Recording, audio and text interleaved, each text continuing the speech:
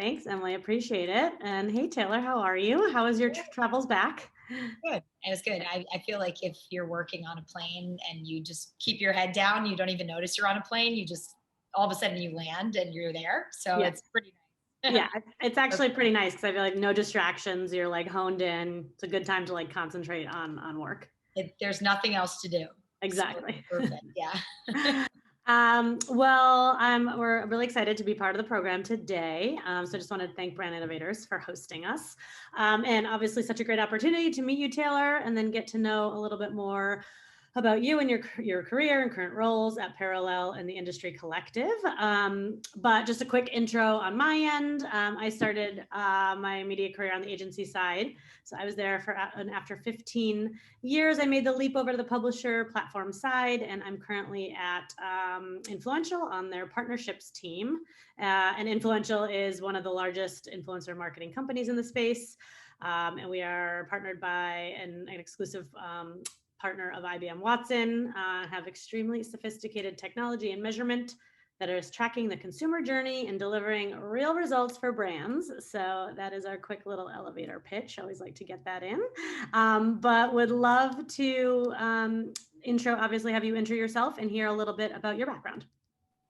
I see you did a great job. That was a great elevator pitch. I need to get as good as you are with that. I'm like, all over that. Nice to meet you all, and thanks, Liza, for doing this with me. So I wear two hats. By day, for my day job, I'm vice president of communications and media for one of the largest privately owned cannabis companies here in the U.S. called Parallel, and we have a footprint in every day. We are expanding footprint. So as of today, we are in Texas, Massachusetts, Nevada, Florida. We just broke ground in Pennsylvania, and then last week we just signed actually a big deal to acquire one of the bigger Illinois-based cannabis companies called Windy City, which should be done. The whole transaction should be done this summer. So rapidly growing market. We could chat about it. And then by night and on the weekends, I am founder and CEO of my own company called the Industry Collective. And so we are a global drink think tank and consulting firm that comes in and works directly for different founders and CEOs within the beverage alcohol space to help grow and scale these brands. So that's awesome. I feel like, again, and I do like the title of this session, Building Brands That Make a Mark from Alcohol to Cannabis. Nice title. Yeah, I was going to say, perfect way to end the day. And also such a fun, interesting, obviously category genre to talk about, especially I think cannabis, just because as we were like briefly talking about, I mean, that is, huge now. That has really, blown up, taken over by storm. So would love to just hear a little bit about sort of, again, what your role encompasses there. I mean, we could go back and forth, obviously, between Parallel, the Industry Collective, because there's a lot here, but I think would love to just hear a little bit more about your role at Parallel, and again, some of your experiences in the cannabis category. Yeah, absolutely. Well, I'll start off by, I think I had mentioned this to you, Liza, but I've been there for a little under 2 years and I've had 5 roles. I mentioned that because it's very indicative of the category itself, which is honestly just that it's just ever evolving. And at the end of the day, what is my role? So I started out on the marketing side. I came into cannabis by way of a mentor of mine who I worked with while I was working on Patron tequila.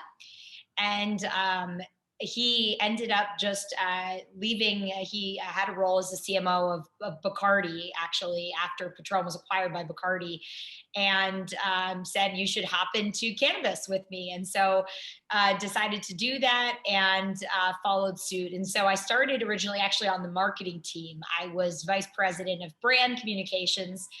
And then the world ended. And COVID happened, and clearly, even though cannabis was deemed as essential, it didn't feel right. I'm sure we it's very fitting to talk about this on the brand side, given Brand Innovators, what we're doing now. Like many other industries, it felt very off to be talking about products, especially in cannabis, amidst COVID. So like many other people, I was kind of just told, just stay tuned, more to come. My boss said at the time, maybe go watch Netflix, figure something out, because we need to have you hang tight. And so what ended up happening was my role got expanded within marketing at the time to take on experiences, which again, during COVID, right, not a lot of experiences. And then subsequently, I've moved over actually to the corporate communications team. And so now I manage our corporate comms. So really looking at our enterprise with all the different dispensaries that we have, and how do we get out there as a leading MSO, which is a multi-state operator.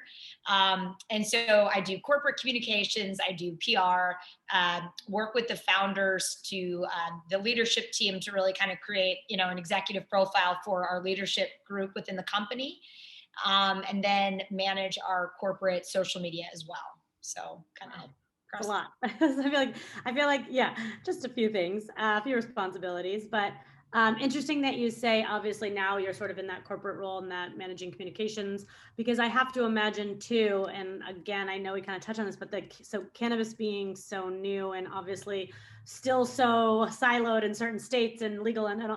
I mean, I have to imagine there's a lot of kind of challenges or red tape that needs to be. Did you like learn all that while you were there? Did you, because again, I feel like there's probably a lot of rules, regulations. How did you sort of decipher all of that when it comes to marketing and what can be said, what cannot be said, and all the rules?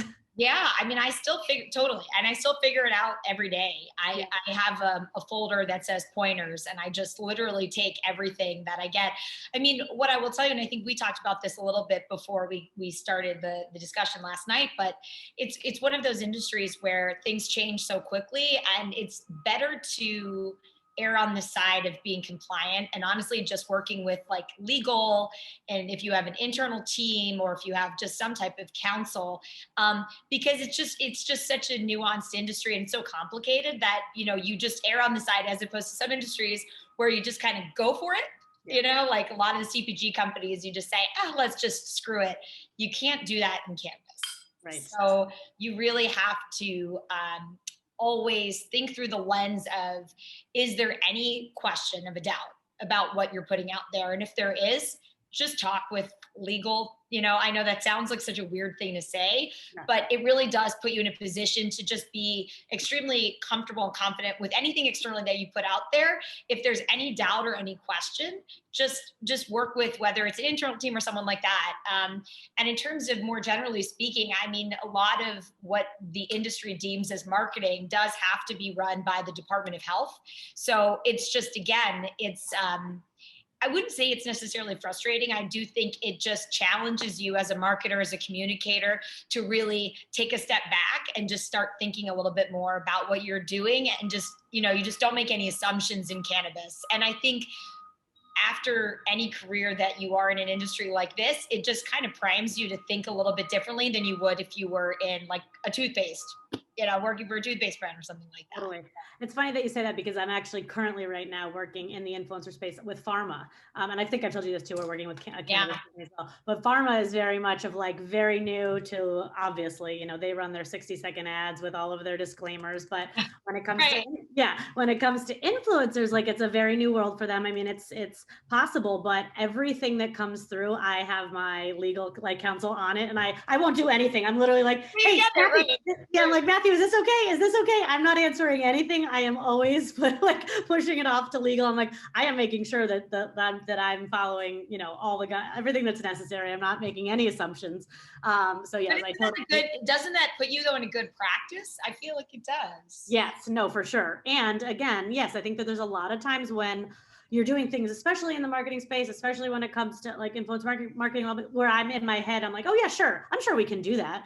But like it now has put me in a place where I'm like, oh, but I'm going to actually get the okay and make sure that we're like following the protocol, following the guidelines, especially again with pharma when it comes to like HIPAA and all that. Like I'm not making, like I said, making any assumptions. So I hear that. Yeah, exactly. You get it. 100%. Yes.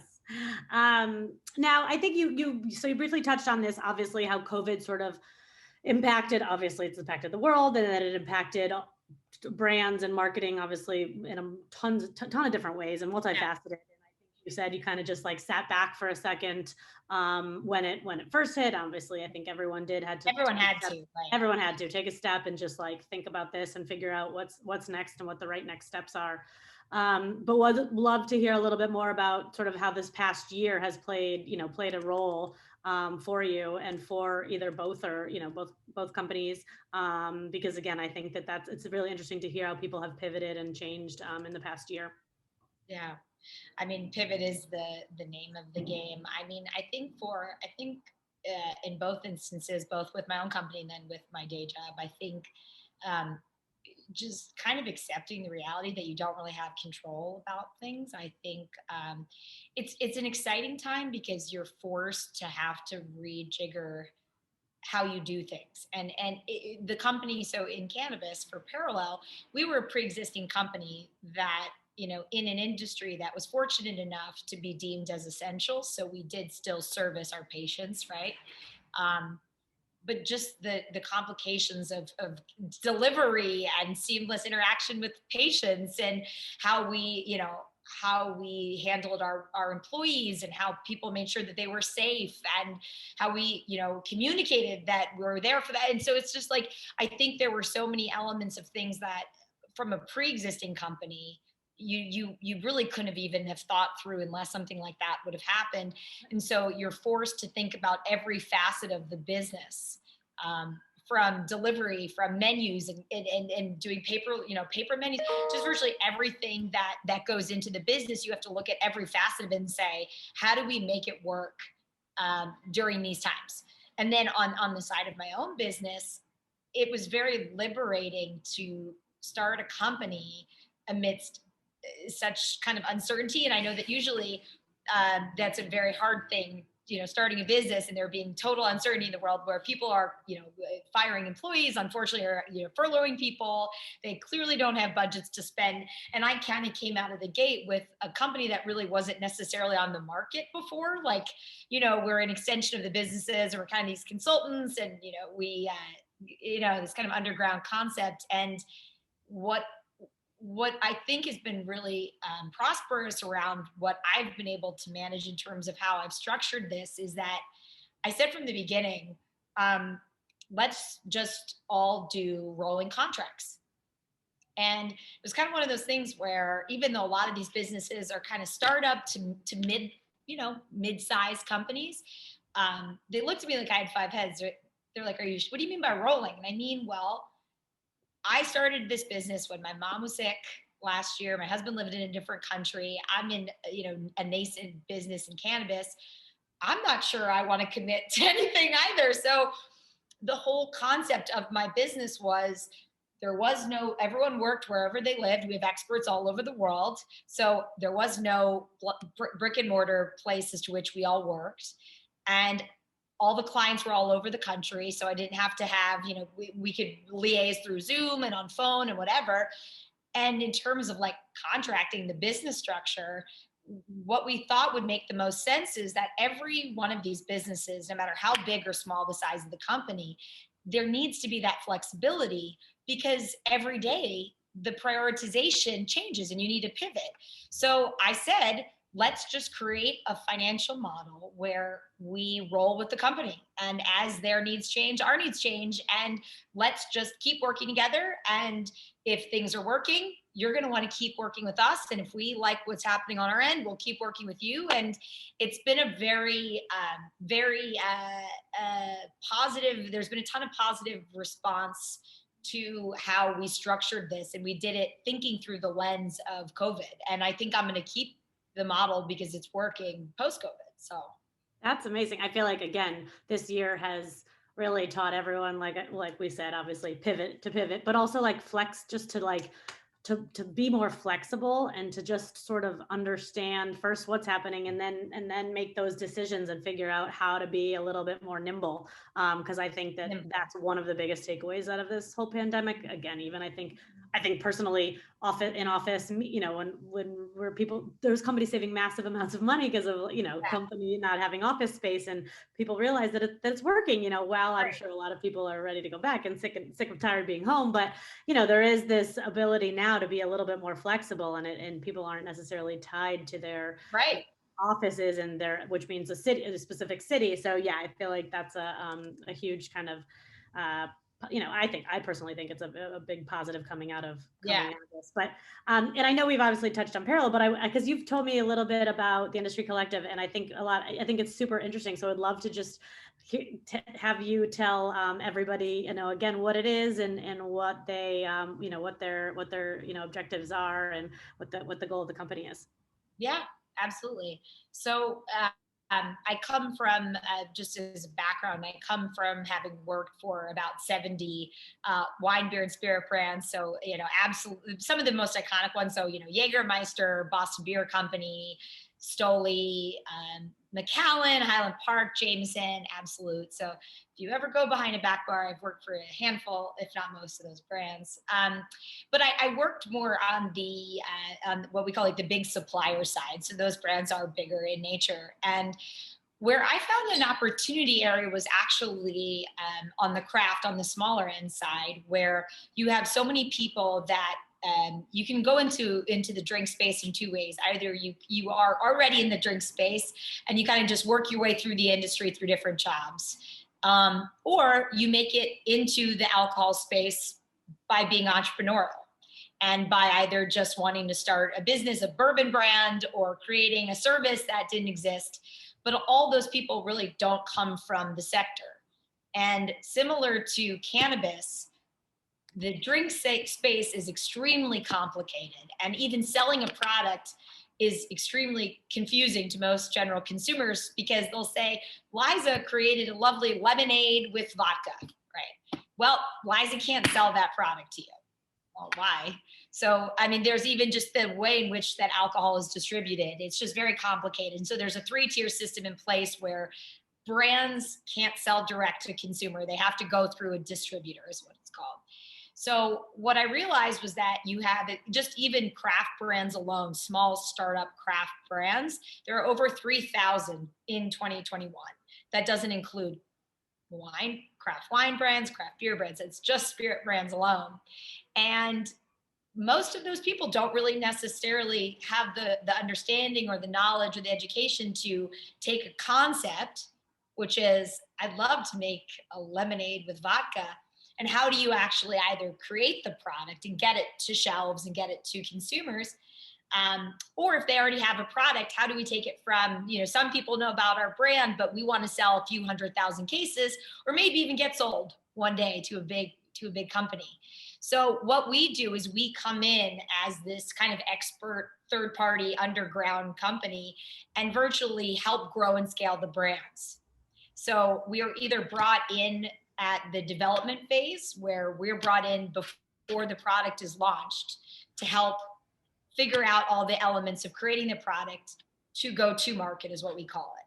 So what pricing should we put this product at? What spirits make the most sense to create? What packaging should we use? How do we distribute the product? Do we get out there and tell our story about what we're doing? So really everything to kind of get it to that point. And then if the brand is already on the market, we then help kind of figure out the strategy to take it to the next level. So that is kind of the genesis of the Industry Collective. That's awesome. I feel it's super interesting. And I think, again, like you said, so something that didn't really exist and something that you kind of always think, I feel like no one really thinks about the smaller, alcohol brands or where they come from. And I do feel like they're popping up a lot more now, whether it's in the canned world or, the seltzers, obviously all very big. So, super interesting to hear about that. And then I guess, in that same vein, I think with both obviously cannabis and the alcohol kind of industry, what does innovation to you look like? Any predictions as we move forward? Because I mean, I think that again, in both sides of these, innovation is huge. So curious your thoughts on that. Yeah, totally. I think for cannabis, have you seen anything about any of the cannabis beverages by any chance on popping up on the market? Or? Yes, I feel like I've seen. Yes, I have. Yep, that is definitely something I have noticed. I think one of the first one was obviously. Well, first I saw the CBD infused. drinks, and now I feel like I'm seeing, yes, the cannabis. So I would say I'll start with the cannabis side. I think on the cannabis side, there's three things that I think could potentially, take shape in terms of trends. I'll say like trends or innovation. Um, One thing is primarily is more of a bigger thematic, but it's brand loyalty. And up until now, there haven't really been that many bigger MSOs, as we said earlier, multi-state operators that have had kind of that consistent brand loyalty. I think that is going to change. Up until now, virtually, if you have a medical cannabis card, if it's a medical state, meaning you have to have a medical license to have cannabis, you have to be registered with a dispensary of note. So that you have a place that you go that you would call your dispensary of record, but you wouldn't necessarily say, I would like the vape with this brand.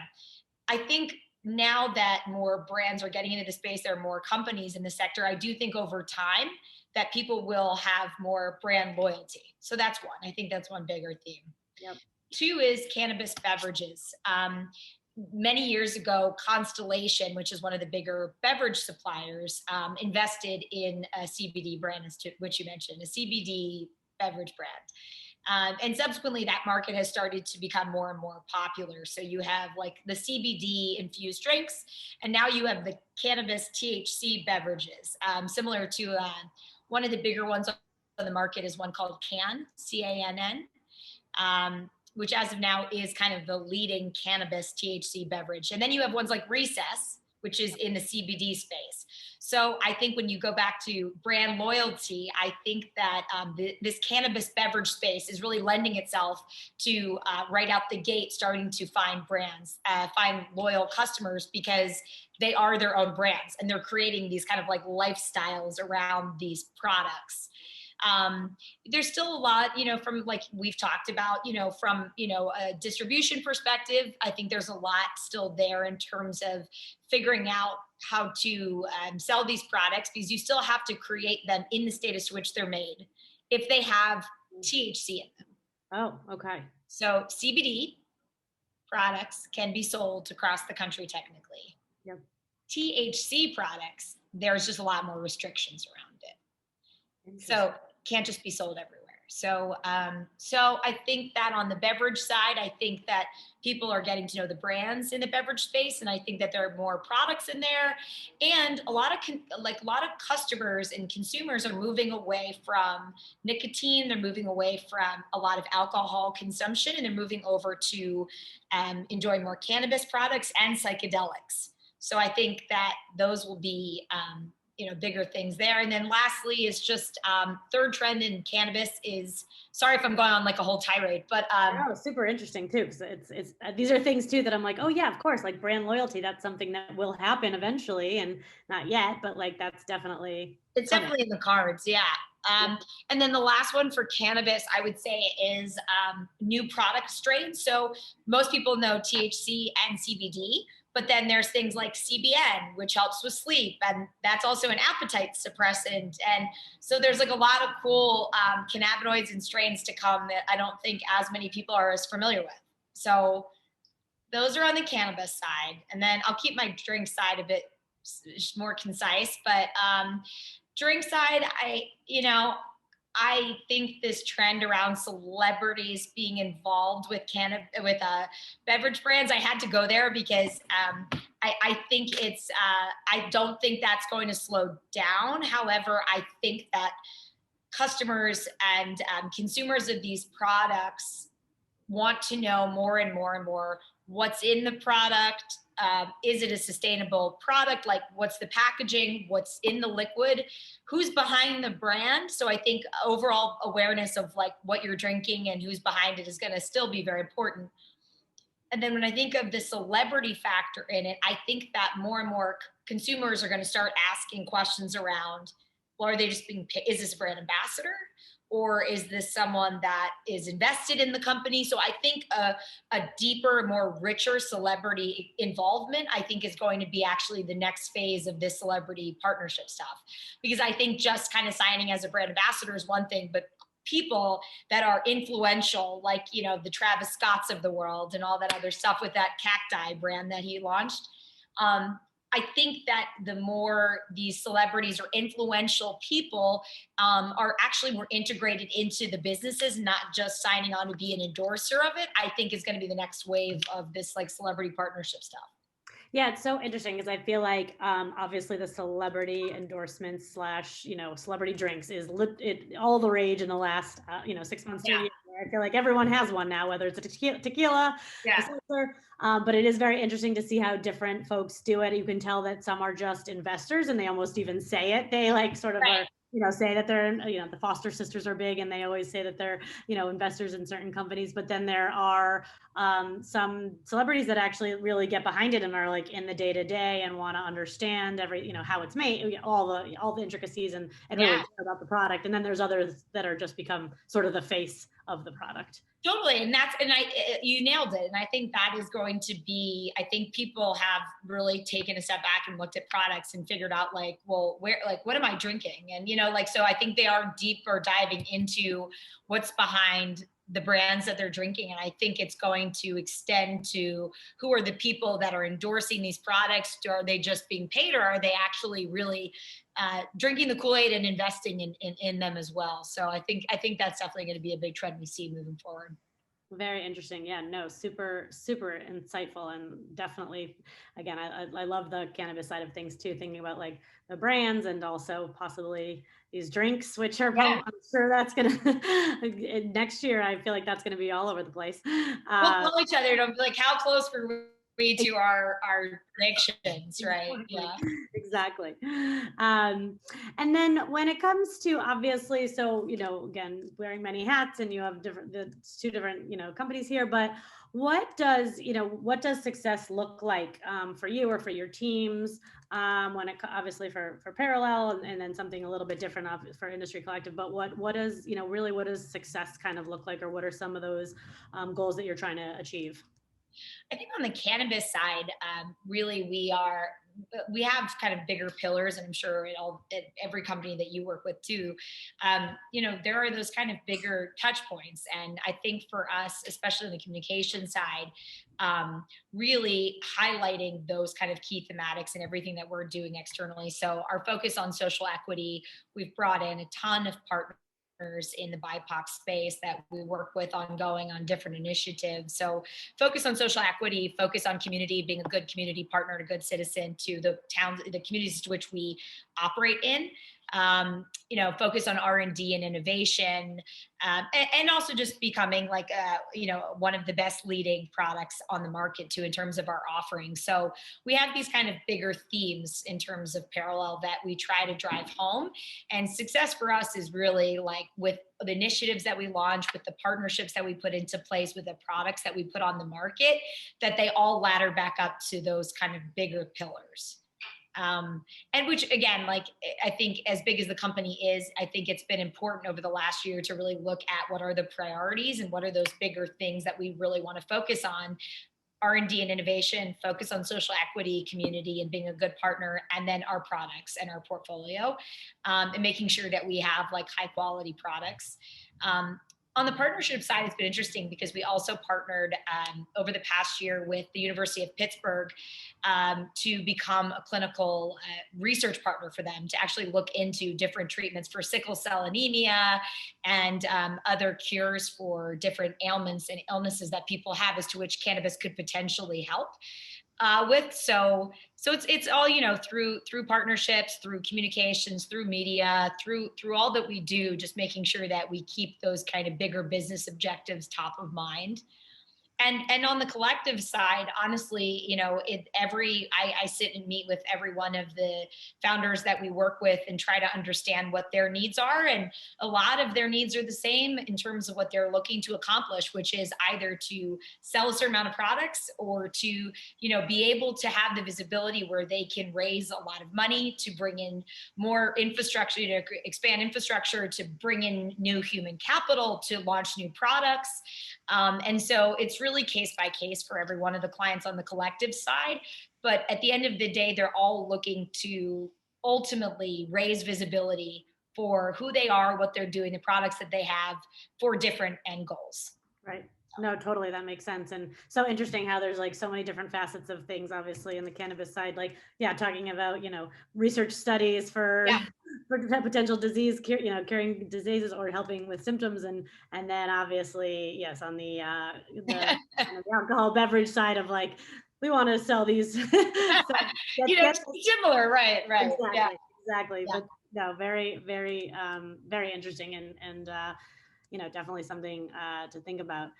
Um, and then actually, I know you mentioned this. I feel like this is a question. I think we're sort of into the Q&A section. Yeah. But you mentioned that a mentor was sort of the reason how you ended up in the on the cannabis side.